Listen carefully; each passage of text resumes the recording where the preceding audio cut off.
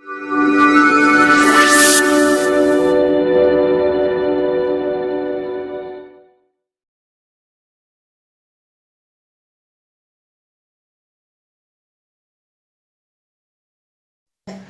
राधे दोस्तों।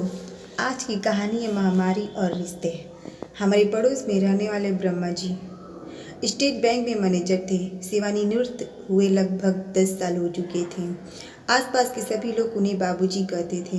उनके परिवार में उनकी धर्मपत्नी कृष्णा और 4 बच्चे थे। दोनों बेटियां सुखमय वैवाहिक जीवन व्यतीत कर रही थी। दोनों बेटे उच्च पदों पर आसीन थे। उनकी बहुएं जोली और शालिनी भी बहुत अच्छे स्वभाव की थीं।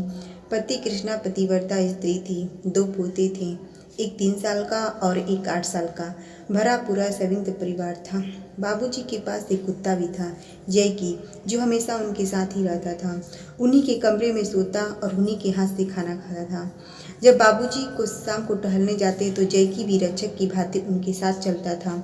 एक दिन जब बाबूजी शाम को घूमने निकले तब अचानक उनको सांस लेने में तकलीफ होने लगी। खांसी भी हो रही थी। बाबूजी वहीं रास्ते में बैठ गए। जैकी वहाँ घूम रहे लोगों से भौंककर गुहार करने लगा। सबने बाबूजी को रास्ते में गिरा देखा, पर किसी ने भी आगे बढ़कर उनकी सहायता नहीं की।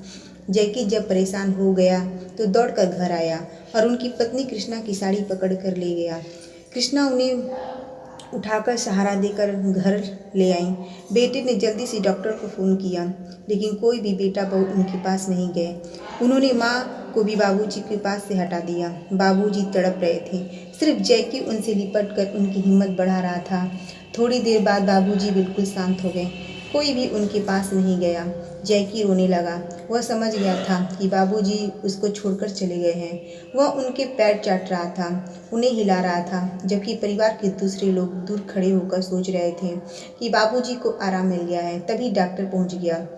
डॉक्टर ने बाबूजी को अच्छी तरह चेक किया और बताया सीवियर हार्ट अटैक के कारण बाबूजी की मृत्यु हो चुकी है। इन्हें महामारी का कोई भी लक्षण नहीं है।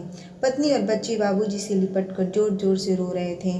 पति कृष्णा इस महामारी को कोस रही थी, जिसके कारण वह अपने पति के अंतिम क्षणों में साथ होकर भी साथ नहीं थी।